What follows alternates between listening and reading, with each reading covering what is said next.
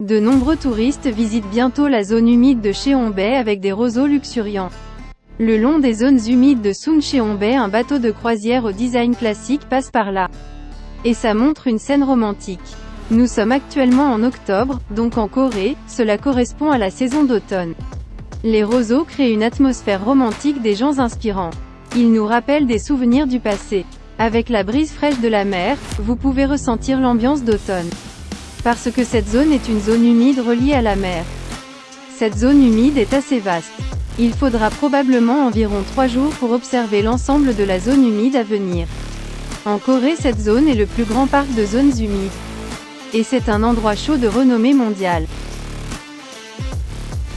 La vaste vasière de la baie de Suncheon mesurant 8 millions de pieds-ongs, il fait référence à un terrain plat créé par de fines particules de sable ou d'argile transportées par les courants accumulés pendant une longue période dans des eaux aux vagues calmes. Les vasières ne sont pas seulement utilisées pour la médecine et la production alimentaire, mais ont également une productivité primaire élevée, ce qui en fait une zone à forte productivité et diversité à travers la chaîne alimentaire des plantes et des animaux. De plus, les vasières possèdent d'excellentes propriétés purificatrices naturelles et la capacité de contrôler les inondations et les tempêtes. Les zones humides, y compris les vasières, couvrent 8,6 millions de km², ce qui représente environ 6% de la surface terrestre de la Terre, mais on ne sait pas grand-chose des avantages de ce domaine.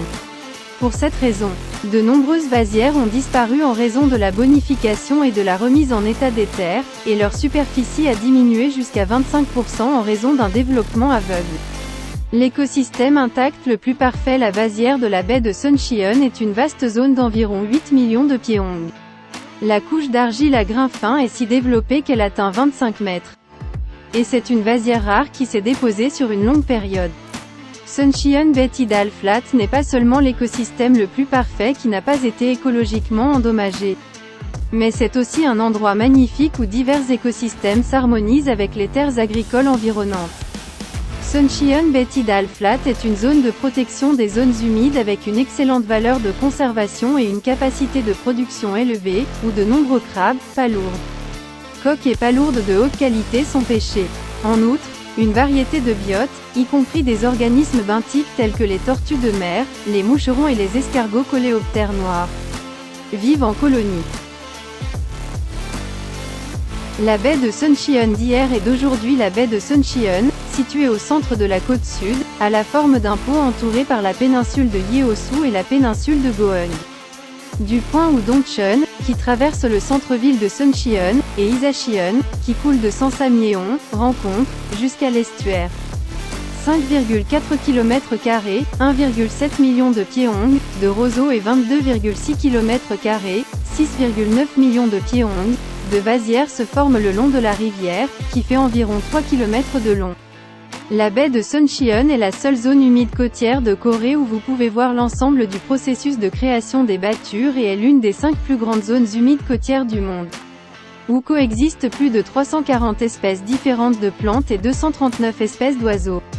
De nombreuses choses se sont produites avant que la baie de Suncheon ne soit reconnue pour sa valeur de conservation en termes de nature et d'écologie, et a maintenu sa réputation, mais le cadre plus large était un processus permettant à la nature et aux humains de coexister.